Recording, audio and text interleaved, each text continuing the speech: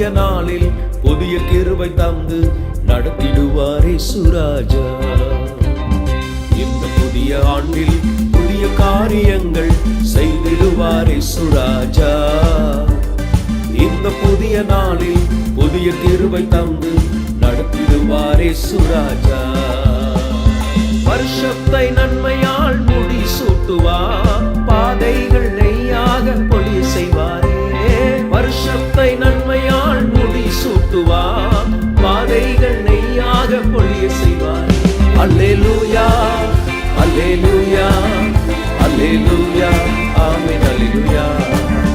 அல்லேலூயா அல்லேலூயா அல்லேலூயா ஆமென் அல்லேலூயா.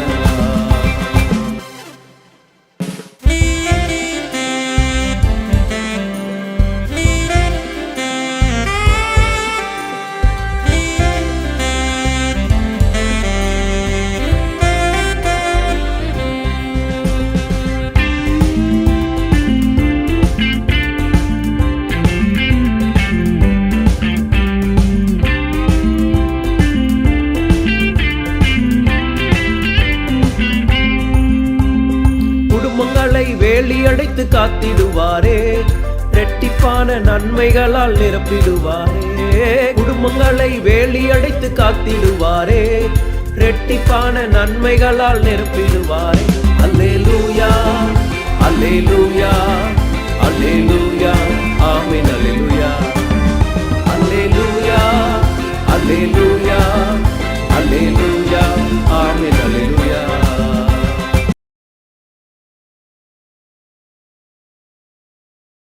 மீட்பு நட்சத்திரமாகிய இயேசு கிறிஸ்துவின் நாமத்தில் அன்பின் வாழ்த்துக்களை தெரிவித்துக் கொள்கிறோம். இந்த நிகழ்ச்சியின் மூலமாக கர்த்தருடைய வார்த்தையை கேட்கிற உங்களை யாவையும் கர்த்தர் ஆசீர்வதிப்பாராக. இன்றைய தியானத்துக்காக நாம் எடுத்துக்கொள்கிற தெய்வ வார்த்தை மத்தேயு எழுதின சுவிசேஷத்திலிருந்து 18ஆம் அதிகாரம் 11வது வசனம். மனுஷகுமாரன் கெட்டு போனதை ரட்சிக்க வந்தார். இயேசு ஏன் இந்த உலகத்துக்கு வந்தார் என்றால், அவர் கெட்டுப்போன ஒவ்வொரு நபர்களையும், கெட்டுப்போன ஒவ்வொரு காரியத்தையும் அவர் ரட்சிப்பதற்காக இயேசு இந்த உலகத்துக்கு வந்தார். நன்றாக படைக்கப்பட்ட அந்த உலகத்திலே நன்றாக பிறக்கப்பட்ட ஒரு மனிதன், நன்றாக வளர்க்கப்படுகிற ஒரு மனிதன் ஏன் அவன் கெட்டு போகிறான்? அவர்கள் கெட்டு போகிற நிலைமை காணப்படுவதற்கு காரணம் என்ன? சங்கீதம் 14:2-3 வசனங்களில், தேவனை தேடுகிற உணர்வுள்ளவன் உண்டோ என்று பார்க்க கர்த்தர் பரலோகத்திலிருந்து மனுபுத்தரை கண்ணோக்கினார். எல்லாரும் வழி விலகி ஏகமாய் கெட்டு போனார்கள், நன்மை செய்கிறவன் இல்லை, ஒருவனாகிலும் இல்லை. இங்கே சொல்லப்பட்டிருக்கிறது, எல்லோரும் வழி விலகி கெட்டு போனார்கள். அப்போ கெட்டு போயிருக்கிற ஒரு உலகத்தில் இருக்கிற எல்லாரும் என்ன செய்யறாங்க? மனுஷர்கள் வழி விலகி கெட்டு போகிறார்கள். ஆனால் அந்த கெட்டு போன நபரை இயேசு என்ன செய்கிறார்? ரட்சிப்பதற்காக இந்த உலகத்துக்கு வந்தார். ஏன் ஒரு மனிதன் கெட்டு போகிறான்? 2வது வசனம் சொல்லப்பட்டிருக்கிறது, தேவனை தேடுகிற உணர்வுள்ளவன் உண்டோ. இப்போ இந்த உலகத்தில் இருக்கிற மனுஷன் கெட்டு போக காரணம் என்ன? தேவனை தேடாத ஒரு உணர்வுள்ள மனிதனாய் வாழுகிறார்கள். தேவனை தேடுகிறது கிடையாது, கடவுளை தேடுகிறது கிடையாது. நம்மளை உண்டாக்கின தேவன் ஒருவர் இருக்கிறார், அவரை நாம் ஆராதிக்க வேண்டும், அவருக்கு பிரியமா நாம் வாழ வேண்டும், அவரிடத்தில் நாம் அன்பு செலுத்த வேண்டும், அவர் என்ன நம்மளை கொண்டு சித்தம் வைத்திருக்கிறாரோ அதன்படி நாம் வாழ வேண்டும் என்கிற அந்த எண்ணம் மனிதனுக்கு இல்லாமல் போகிறது. அப்படி அவன் தன் இஷ்டம் போல வாழுகிறான், சத்துருவால் அவன் பிணைக்கப்படுகிறான். அந்த பிசாசு என்னெல்லாம் அவனை வாழ வைக்க விரும்புகிறதோ அதுக்கெல்லாம் தன்னை ஒப்பு கொடுத்து விடுகிறான். அதனால் அவன் கெட்டு போகிறவனாய் காணப்படுகிறான். அப்ப தேவன் இங்க சொல்லுகிறார், தேவனை தேடுகிற உணர்வுள்ள மனிதனை கர்த்தர் நோக்கி பார்க்கிறார். எந்த ஒரு மனிதன் தேவனை தேடுகிறான், இவன் என்னை தேடுகிறானா, நான் தானே இவனை உண்டாக்கினேன், இந்த உலக தோற்றத்துக்கு முன்பதாக நான் தானே இவனை கற்பத்தில் இருக்கும் போதே நான் இவனை தெரிந்து கொண்டேனே, இவனை நான் உருவாக்கினேனே, என்னை இவன் தேடுகிறானே என்று சொல்லி தேவன் என்ன செய்கிறார்? மனுபுத்திரர்களை அவர் கண்ணோக்கி பார்த்து கொண்டு இருக்கிறார். இப்ப தேவனை தேடாததுனால் என்ன உண்டாகிறது? அவனுக்கு நன்மை எது தீமை எது என்று அவனுக்கு அறிந்து கொள்ள முடியவில்லை. நன்மையை தீமையாக எண்ணுகிறான், தீமையை நன்மையாக செய்கிறான், எல்லா பாவ பழக்கத்துக்கும் உள்ளாகிறான். கடவுள் சொன்ன அந்த கட்டளைக்கு தான் கீழ்ப்படியாமல் தன் இஷ்டம் போல மனமோன போக்கிலே அவன் வாழ்ந்து கொண்டிருக்கிறான். இதனால் வாழ்க்கை கெட்ட வாழ்க்கையாய் மாறுகிறது. கெட்ட நடக்கை உள்ளவனாய் மாறுகிறான், கெட்ட எண்ணம் உள்ளவனாய் மாறுகிறான், கெட்ட பேச்சு உள்ள நபராய் மாறுகிறார்கள். காரணம் என்ன? தேவனை தேடுகிற உணர்வு அவர்களுக்குள் இல்லாததினால்.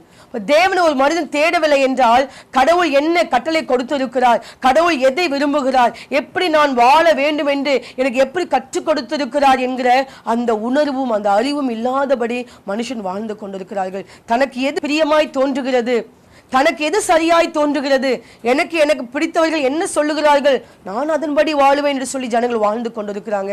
அதை தேவன் விரும்புவது கிடையாது. ஏனென்றால் கெட்டு போனவர்களை ரட்சிக்க இயேசு வந்தார். இந்த மனிதன் ஏன் கெட்டு போகிறான்? அவன் கடவுளை தேடாததினால் அவன் கெட்டு போகிறான். கடவுளை தேடினால் அவன் கெட்டு போயிருக்க மாட்டான். தேவனை ஆராதிக்க, தேவனுடைய வசனங்களை கேட்க வந்திருந்தான் என்றால் அவன் கெட்டு போயிருக்க மாட்டான். அவனுக்குள் தேவனுடைய வார்த்தை இருக்கும், அவனுக்குள் தேவனுடைய அன்பு இருக்கும், அவனுக்குள்ள தேவனுடைய அந்த தேவனுக்குள்ளான ஒரு நம்பிக்கை அவனுக்குள் இருக்கும். அவன் கர்த்தரை தெய்வமாய் கொண்டு அவன் கடவுளுடைய பிள்ளையாய் அவன் வாழ்ந்து கொண்டிருப்பான்.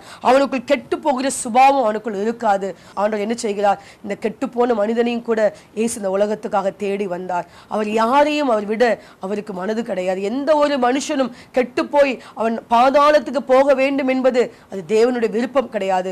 கெட்டு போகிற ஒவ்வொரு மனிதனையும் அவர் தூக்கி எடுக்க விரும்புகிறார். அடுத்ததாக சங்கீதம் 27:13 வாசிக்கிறேன். நானோ ஜீவனுள்ள தேசத்திலே கர்த்தருடைய நன்மையை காண்பேன் என்று விசுவாசியாதிருந்தால் கெட்டு போயிருப்பேன். இங்கே ஒரு விதத்திலே மனுஷர்கள் கெட்டு போகிறார்கள். அது எதனால் என்றால் விசுவாசிக்காததனால் கெட்டு போகிறார்கள். யாரை விசுவாசிக்காததனால்? இயேசுவை, தன்னை உண்டாக்கின கடவுளை அவன் விசுவாசிக்காதனாலே அவன் கெட்டு போகிறான். என்ன விசுவாசம் அவனுக்குள் வேண்டும்? என்னை உண்டாக்கின கடவுள் எனக்கு நன்மை செய்வார், என்னை உண்டாக்கின கடவுள் என்மேல் பிரியமாய் இருக்கிறார், என்னை உண்டாக்கின என் கடவுள் என்னை அவர் தேடுகிறார், நான் அவருக்கு பிரியமான பிள்ளையாய் வாழ வேண்டும் என்று சொல்லி அவர் விரும்புகிறார், என்னை அவர் உயர்த்துவார், என்னை ஆசீர்வதிப்பார், என் பாவங்கள் மன்னிப்பார், என் சாபங்களை எல்லாம் என்னை விட்டு அகற்றி போடுவார், என் வியாதிகளை குணமாக்குவார், என்னை கர்த்தர் அப்படியாக ஆசீர்வதிப்பார். தேவனுடைய ஒரே பேரான இயேசு கிறிஸ்து எனக்காக இந்த உலகத்துக்கு வந்தார், அவர் வாழ்ந்தார், அவர் மரித்தார், அவர் உயிர்த்தெழுந்தார், அவர் பரலோகத்தில் எனக்காக ஒரு ஸ்தலத்தை ஆயத்தம் பண்ணி கொண்டிருக்கிறார், அவர் மறுபடியும் இந்த உலகத்துக்கு வருவார் என்கிற அந்த விசுவாசம் யாருக்கு இருக்கிறதோ அவர்கள் கெட்டு போக மாட்டார்கள். எந்த ஒரு நபருக்கு இந்த விசுவாசம் இல்லையோ அவர்கள் கெட்டு போயிருப்பார்கள். அந்த வசனம் தான் இங்க சொல்லப்பட்டிருக்கிறது. நான் விசுவாசியாது இருந்தால் நான் கெட்டு போயிருப்பேன். நான் இயேசுவை நான் விசுவாசிக்கவில்லை என்றால், நான் இயேசுவை நம்பவில்லை என்றால், அவர் உண்மையான ஒரு கடவுள், அவர் உண்மையான ஒரு தெய்வம், அவர் தேவனுடைய ஒரு அவதாரம் என்று நான் அதை நம்பவில்லை என்றால் நான் இந்த உலகத்தில் கெட்டு போனவனாய் நான் வாழ்ந்து கொண்டிருப்பேன். இப்படித்தான் உலகத்தில் அநேக ஜனங்கள் கெட்டு போய் வாழ்ந்து கொண்டிருக்கிறார்கள். கடவுளை அறியாது, கடவுள் யார் என்று சரியாக தெரியாமல் அவர்கள் கெட்டு போய் வாழ்ந்து கொண்டிருக்கிறார்கள். ஆனால் இயேசு அந்த கெட்டு போய் வாழ்ந்து கொண்டிருக்கிற ஒவ்வொரு நபர்களையும் அவர் ரட்சிப்பதற்காக வந்திருக்கிறார். அந்த நபர்களை அவரை தூக்கி எடுக்க வந்திருக்கிறார். எதிலெல்லாம் கெட்டு போனீர்களோ அதிலிருந்தெல்லாம் கர்த்தர் உங்களை மீட்டெடுக்க அவர் வல்லமையுள்ள தேவனாக இருக்கிறார். எரேமியா 18:4 குயவன் வணைந்து கொண்டிருந்த மண்பாண்டம் அவன் கையிலே கெட்டு போயிற்று. அப்பொழுது அதை திருத்தமாய் செய்யும்படிக்கு தன் பார்வைக்கு சரியாய் கண்டபடி குயவன் அதை திரும்ப வேறே பாண்டமாக வணைந்தான். இங்கே ஒரு கெட்டுப்போன ஒரு பாத்திரத்தை கடவுள் என்ன செய்கிறார்? ஒரு மனிதன் இந்த உலகத்தில் பிறக்கிறான், வளருகிறான், வாழ்ந்து கொண்டிருக்கிறான், தன்னுடைய வேலைகளை செய்து கொண்டிருக்கிறான். இந்த மனிதன் என்ன செய்கிறான்? நல்லவனாய் வாழ வேண்டும் என்பதுதான் அவனுடைய விருப்பமாக இருக்கிறது. யாரும் நான் கெட்ட தனமாய் வாழ வேண்டும் என்று சொல்லி விரும்புகிறவர்கள் மிகவும் குறைந்தவர்களாக தான் இருப்பார்கள். நான் நல்லவனாய் இருக்க வேண்டும், நான் நல்லவளாய் இருக்க வேண்டும், எல்லோரும் என்னை நல்லவர்கள் என்று சொல்ல வேண்டும் என்று சொல்லிதான் அநேகம் நம்ம என்ன செய்கிறோம்? எதிர்பார்க்கிறோம். ஆனால் அப்படி வாழ்ந்து கொண்டிருக்கும் போதே கடவுளுடைய பிள்ளையாய் வாழணும், கடவுள் என்னை நல்லவர் என்று நினைக்கணும் சொல்லி வாழ்ந்து கொண்டிருக்கும் போதே இங்கே சொல்லப்பட்டிருக்கிறது, அந்த மண்பாண்டம் கெட்டு போயிற்று. மண்பாண்டம் எதை குறிக்கிறது? நம்மை குறிக்கிறது. அந்த வணைகிறது என்பது நம்முடைய வாழ்க்கையை குறிக்கிறது. நாம் வாழ்ந்து கொண்டிருக்கும் போதே ஏதோ ஒரு காரியத்திலே நாம் என்ன செய்கிறோம்? கெட்டு போய் விடுகிறோம். கடவுளுடைய அந்த சித்தத்தை அறிந்து கொள்ள முடியாதபடிக்கு நாம் என்ன செய்கிறோம்? கெட்டு போய் விடுகிறோம். ஆனால் இங்கே சொல்லப்பட்டிருக்கிறது, அந்த வணைந்து கொண்டிருக்கிற அந்த தேவாதி தேவன் என்ன செய்கிறார்? அந்த கெட்டு போன மண்பாண்டத்தை அவர் மறுபடியும் திருத்தி அது புதிய மண்பாண்டமாய் உருவாக்குகிறார். உங்க வாழ்க்கையில் நீங்க எதிலையாவது கெட்டு போயிருக்கீங்களா? இல்ல நான் நன்றாக வாழ வேண்டும் என்று சொல்லித்தான் இந்த காரியங்களை நான் செய்தேன், நான் நன்றாக இருக்க வேண்டும் என்று சொல்லிதான் இதை செய்தேன், இவர்கள் நன்றாக இருக்க வேண்டும் என்று சொன்னால் இவர்கள் நான் இப்படிப்பட்ட நன்மைகளை நான் செய்தேன், ஆனால் நான் செய்த நன்மையே அது தீமையாய் மாறிவிட்டதே, என் பிள்ளைக்கு நான் நல்ல இடத்தில் திருமணம் செய்ய வேண்டும் என்பதற்காக தான் நான் இந்த மணமகனை திருமணம் செய்து கொடுத்தேன், இந்த மணமகளை திருமணம் செய்து கொடுத்தேன், ஆனால் அவனோட வாழ்க்கை கெட்டு போயிட்டே, அவனோட வாழ்க்கை சந்தோஷமா இல்லையே, அவனோட வாழ்க்கை கண்ணீராய் இருக்கிறதே, கெட்டு போன வாழ்க்கையாய் அவர்கள் காணப்படுகிறார்கள் என்று சொல்லி வேதனைப்படுறீங்களா? ஆனால் ஆண்டவர்கிட்ட நீங்க ஒப்பு கொடுங்க. அவர் வேலை பாண்டமாய் உங்களை மாற்ற விரும்புகிறார். அவர் கெட்டு போன அந்த வாழ்க்கையை, அந்த சூழ்நிலையை, அந்த நபரை கர்த்தர் வேலை பாண்டமா அவர் மாற்ற வல்லவராய் இருக்கிறார். எத்தனையோ நபர்களை எங்களுக்கு தெரியும், கெட்ட வாழ்க்கை உள்ளவர்கள், பாவத்தில் உள்ளவர்கள், அசுத்தத்தில் உள்ளவர்கள், அவர்கள் இயேசுவண்டை வந்து நல்லவர்களாய் மாறி இருக்கிறார்கள். அவங்களுடைய பாவ சுபாவங்கள் அவங்களை விட்டு மாறினது, அசுத்த சுபாவங்கள் மாறினது, கெட்ட பழக்க வழக்கங்கள் மாறினது. கர்த்தர் அவர்களை நல்லவர்களாய் மாற்றினார். ஒரு சகோதரர் அவருடைய வாழ்நாட்கள் எல்லாம் துன்மார்க்கம், அவர் வாலிப வயது வளர்ந்து வர வர அவர் எல்லாவற்றிலும் பாவத்திலே அவர் மேற்கொண்டார். அவர் என்ன பாவம் மனுஷன் செய்ய முடியுமோ எல்லா பாவத்தையும் அவர் செய்கிறவராய் காணப்பட்டார். ஆனால் வாழ்க்கையில நிம்மதி இல்லை, சமாதானம் இல்லை. ஐயோ, நான் ஏன் இந்த உலகத்திலே வாழ்கிறேன், என் வாழ்க்கையில நிம்மதி இல்லாத வாழ்க்கையா இருக்கிறது, யார் என்னை பார்த்தாலும் பயப்படுகிறார்கள், யார் என்னை பார்த்தாலும் அருவருப்பா நினைக்கிறார்கள், எனக்கு இந்த வாழ்க்கை பிடிக்கவில்லை, நான் தற்கொலை பண்ண போகிறேன் என்று சொல்லி அவன் தற்கொலைக்கு நேராக அவன் கடந்து சென்றானாம். அவன் அந்த அந்த ஆத்துடைய அந்த பாலத்தில் ஏறி நின்று தற்கொலை பண்ண அது குதிக்கும் போகுது அங்கிருந்து ஒரு பேப்பர் பறந்து வந்து அந்த மகனுடைய முகத்தில் வந்து விழுந்ததாம். அந்த பேப்பரை எடுத்து அவன் படித்து பார்த்தான். அது தேவனுடைய அன்பு அங்கு சொல்லப்பட்டிருக்கிறது.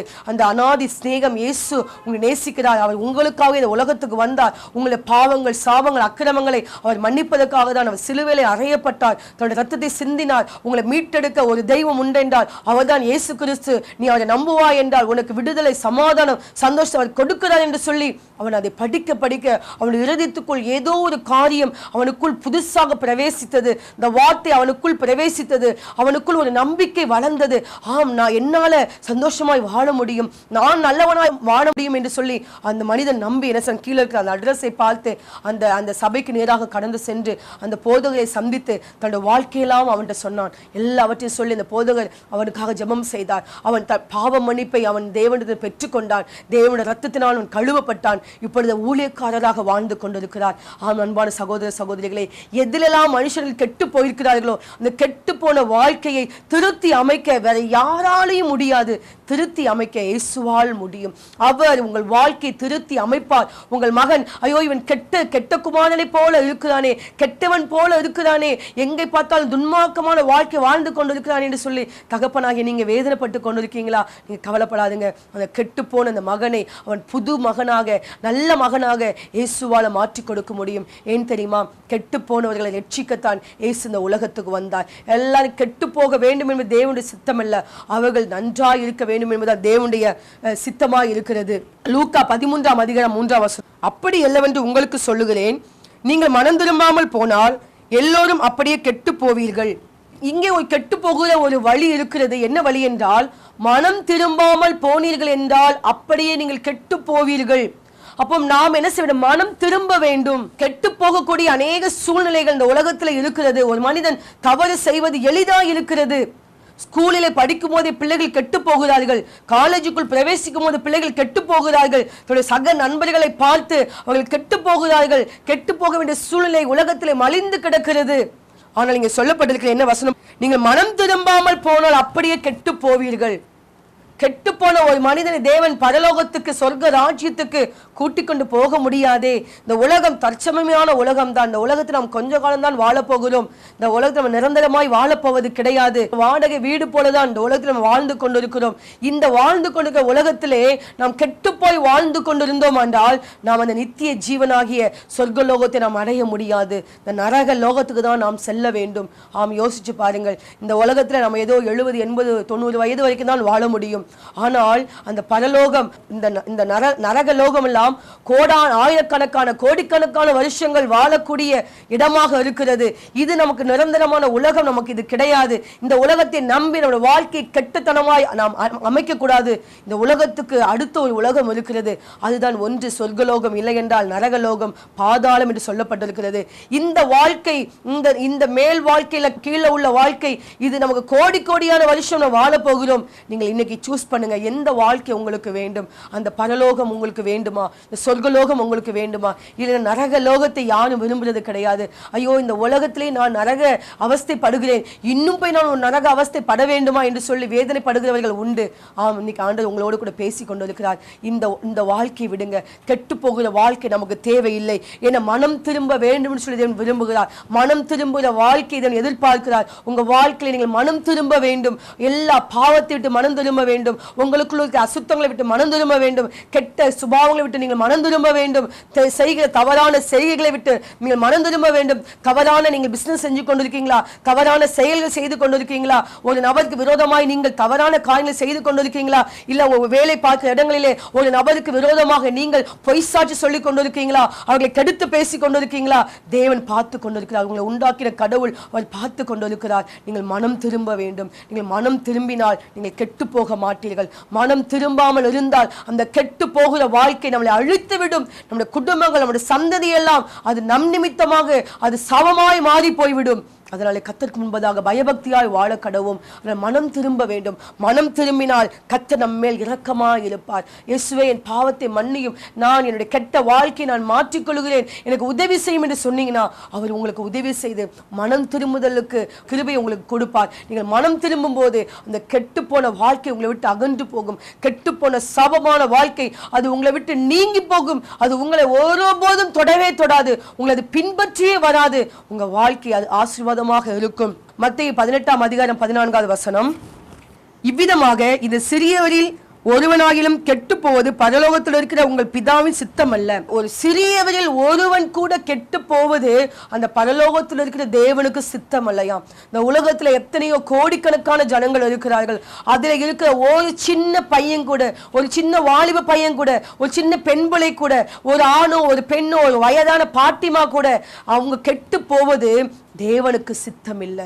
அவர்கள் கெட்டு போகாமல் அவர்கள் நித்திய ஜீவனை அடையும்படிக்கு இயேசுவே இந்த உலகத்துக்கு தந்தரப்பட்டிருக்கிறார். இயேசு இந்த உலகத்துக்கு வந்தார். அதற்காக தான் நாம் கெட்டு போயிருக்கிற வாழ்க்கை கர்த்தர் மாற்றி அது நல்ல வாழ்க்கையாக, அது பரலோக ராஜ்யத்துக்கு போகிற வாழ்க்கையாக, நல்ல சமாதானம் உள்ள வாழ்க்கையாக, சந்தோஷம் உள்ள வாழ்க்கையாக, அநேகர் உங்களை போற்றுகிற வாழ்க்கையாக உங்க வாழ்க்கை கடவுளை ஆஸ்வதிக்க வல்லவராக இருக்கிறார். எதிலெல்லாம் வழி விலகி இருக்கிறோமோ அதிலிருந்து கடவுளை பின்பற்றாமல், நம்மளை உண்டாக்கி தேவனை நாம் பின்பற்றாமல், அவரை நாம் அறிந்து கொள்ளாமல் நாம் வழி விலகி போயிருந்தோம்னால் இப்பொழுது நம்ம வழிகளை சரிப்படுத்திக் கொள்ளுங்கள், சீர்படுத்திக் கொள்ளுங்கள். கடவுள் உங்களை கெட்டு போன வாழ்க்கையை சீர்படுத்தி அமைக்க வல்லவராக இருக்கிறார். உங்க பிள்ளைங்க வாழ்க்கை கெட்டு போயிருக்கிறார், அதை கர்த்தர் சீர்படுத்தி அமைக்க வல்லவராக இருக்கிறார். இயேசு ஏன் இந்த உலகத்துக்கு வந்தார்? மத்தேயு 20:28 அப்படியே மனுஷகுமாரன் ஊழியம் கொள்ளும்படி வராமல் ஊழியம் செய்யவும் அநேகரை மீட்கும் பொருளாக தம்முடைய ஜீவனை கொடுக்கவும் வந்தார் என்றார். இங்கே இயேசு ஏன் இந்த உலகத்துக்கு வந்தார் என்றால், அவர் ஊழியம் கொள்ளும்படி வராமல் ஊழியம் செய்யும்படி வந்தார். இந்த இயேசு ஏன் இந்த உலகத்துக்கு வந்தார்? அவர் ஊழியம் செய்யும்படி வந்தார். ஊழியம்னா என்ன? இயேசு நன்மை செய்கிறவராய் சுற்றி திரிந்தார். அதுதான் ஊழியம். ஊழியம்னா என்ன? அநேகருக்கு நன்மை செய்வதுதான் ஊழியம். அநேகருடைய காயங்களை கட்டுவது, அந்த நொறுங்குண்ட இருதயத்தை சரி செய்வது, துக்கத்தோடு மனபாரத்தோடு இருக்கிற நபர்களுக்கு சந்தோஷத்தை எடுத்து சொல்லுவது, அந்த நல்ல நற்செய்தியாகிய அந்த கடவுளுடைய ராஜ்யத்தை குறித்து பிரசங்கம் பண்ணுவது, இப்படிப்பட்ட நன்மையான காரியங்களை யார் ஒருவர் செய்து கொண்டிருக்கிறார்களோ அவர்கள் தான் ஊழியம் செய்கிறதுக்கு அடையாளம் இருக்கிறது. இங்கே சொல்லப்பட்டிருக்கிறது, அவர் ஊழியம் கொள்ளும்படி வராமல், அவர் ஒரு எஜமானனாய் இருந்து ஆளுகை செய்து எல்லாரும் எனக்கு கீழே நீங்க வேலை பாருங்க, நீங்க எனக்கு கீழே எல்லாரும் அடிமைகளா இருங்கன்னு சொல்லி கடவுள் நம்மளை அப்படி ஆளுகை செய்யறதுக்காக இந்த உலகத்துக்கு வரவில்லை. அவர் ஊழியம் செய்யும்படி வந்தார். அவர் ஊழியம் கொள்ளும்படி வராமல் ஊழியம் செய்யும்படி, அதாவது நம்ம எல்லாருக்கும் உதவி செய்வதற்காக இயேசு இந்த உலகத்துக்கு வந்தார். அவர் உலகத்தில் வாழ்ந்த அந்த 33 வருடம் எத்தனையோ ஆயிரக்கணக்கான ஜனங்களுக்கு அவர் உதவி செய்தார். எத்தனை பேரோட வியாதிகளை சுகமாக்கினார், குஷ்டரோகிகளை தொட்டு சுகமாக்கினார், குருடர்களுக்கு பார்வை கொடுத்தார், முடமானவர்களை எழுந்து நடக்க வைத்தார், மரித்தவர்களை உயிரோடு எழுப்பினார். இத்தனை பெரிய பெரிய பாவத்தோடு இருந்த மனிதர்களுக்கு அவர் விடுதலை கொடுத்து, பாவத்திலிருந்து விடுதலை கொடுத்தார் அவர்களுக்கு. இப்படி இயேசு அநேக நன்மைகளை அன்றும் செய்தார், இன்றும் அவர் செய்து கொண்டிருக்கிறார். இந்த காலகட்டத்தில் எத்தனையோ தேசத்திலே இயேசு நன்மை செய்கிறவராய் சுற்றி திரிகிறார். எத்தனையோ தெருக்களிலும் வீடுகளிலும் இயேசு நன்மை செய்து கொண்டிருக்கிறார். இயேசுவை அநேக லட்சக்கணக்கான ஜனங்கள் ஏற்றுக்கொண்டிருக்கிறார்கள். காரணம் என்ன? அந்த இயேசுடைய நன்மை அவர்கள் பெற்று தன்னுடைய வாழ்க்கையில சந்தோஷத்தை பெற்றுக் கொள்கிறார்கள். அந்த தேவன் கொடுக்கிற நன்மைகளை, அந்த விடுதலை பெற்று அவர்கள் அனுபவிக்கிறது நிமித்தமாக அவர்கள் இயேசுவை ஏற்றுக்கொள்கிறார்கள். ஏன்? காரணம் என்ன? அவர் நமக்கு ஊழியம் செய்யும்படி வந்தார், நாம் விடுதலையாக்கப்படும்படி வந்தார், நாம் கட்டுகளிலிருந்து நாம் விடுதலையாக்கப்பட வேண்டும் என்று சொல்லி அவர் வந்தார், நாம் பாவத்திலிருந்து விடுதலையாக்கப்பட வேண்டும் என்று சொல்லி வந்தார், நாம் வியாதியிலிருந்து விடுதலையாக்கப்பட வேண்டும் என்று சொல்லி வந்தார். இப்படியாக இயேசு அந்த கட்டுகளிலிருந்து நம்மளை விடுதலையாக்கத்தான் இயேசு இந்த உலகத்துக்கு வந்தார். அவர் ஊழியம் செய்யும்படி வந்தார், நமக்கு உதவி செய்யத்தான் இயேசு வந்தார். பெருமையாக அவர் தன்னை காட்டிக்கொள்ளாமல் அவர் மிகவும் தாழ்மையோடு வாழ்ந்தார்.